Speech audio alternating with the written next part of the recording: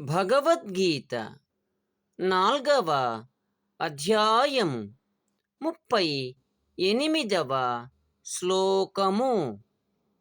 నహి జ్ఞానేన సదృశం పవిత్రమిహ విద్యతే తత్స్వయం యోగ సంసిద్ధః కాలేనాత్మని విందతి.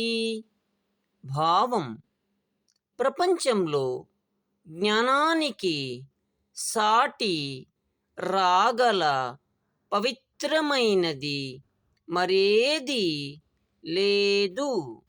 అటువంటి జ్ఞానాన్ని కర్మయోగం ద్వారా సిద్ధుడైన వాడు కాలక్రమేణా తనంతట తానే తన హృదయంలో పొందుతాడు.